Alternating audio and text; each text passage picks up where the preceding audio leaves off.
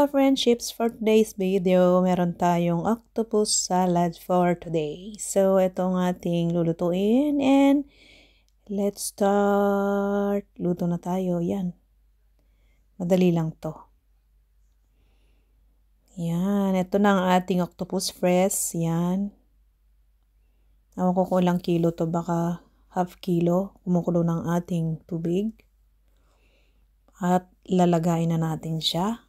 Ayan, jaran. O, diba? Medyo maliit yung kaldero, okay lang. Kasya naman siya. Sakto lang.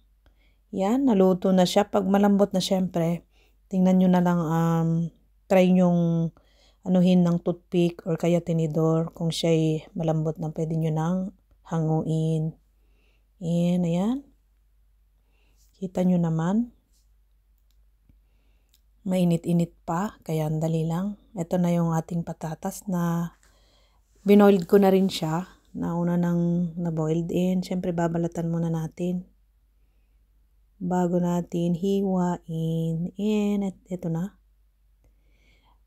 Hiwain natin ng into cubes or depende naman sa inyong gusto. Kung paanong hugis ang gusto nyo, pwedeng slices na manipis. Or cubes, or kung ano pa, kung anong gusto nyo, as you wish. Diba?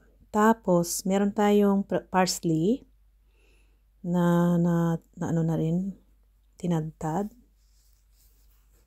Siyempre, buhayin natin yan, pampatagal ng oras. Tagalin natin, siyempre. Pwede naman sanang shortcut, tinamad yan. Okay, narinig ako. O, diba? Tapos, siwain ng ating octopus na malambot. O, diba? Ang lambot nito. Kasi depende yun sa laki ng iyong lalagain. Hindi ko masabi kung ilang oras yun, syempre. Diba? Makikita mo naman pag malambot. Yung iba ay tinatanggal yung kanyang itim. Pero ako, okay nang ganyan. Pwede rin naman yun, diba? Laman yan din yun. Nilagyan na natin, inilagay ko na din yung parsley. Tapos nilagyan ko ng pepper, black pepper. Meron din tayong, yan, may olive oil dyan. Ang ating lemon. Ganyan lang kadali. Yan.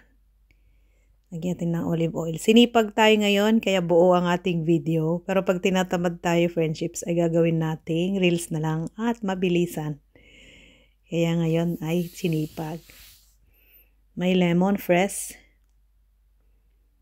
Ito, depende rin sa asim na gusto nyo. Ako hindi naman ganong marami. Siguro kalahati lang yan.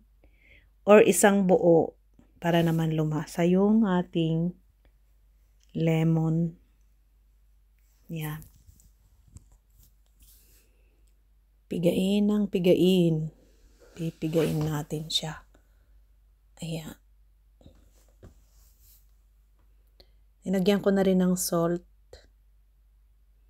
Ito, depende na rin gaano kaalat ang gusto nyo. Hindi man tayo pare-pareho ng timpla, pantimpla, ano ba yun? Panlasa. Merong mataas. Yan. Haluin. O, diba? Pwede rin siyang lagyan ng ibang gulay, pero ako patatas lang.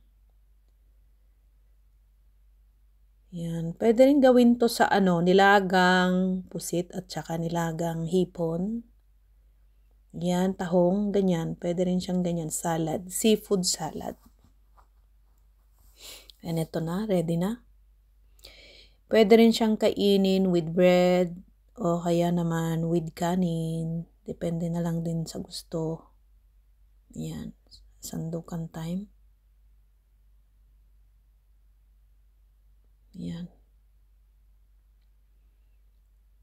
Masarap yung patatas kasi malambot siya. Nalagang mabuti. And jaran, ito na. Tikman na natin ang malambot na octopus with potatoes na boiled. Simple lang, di ba? Ganun lang. And that's it.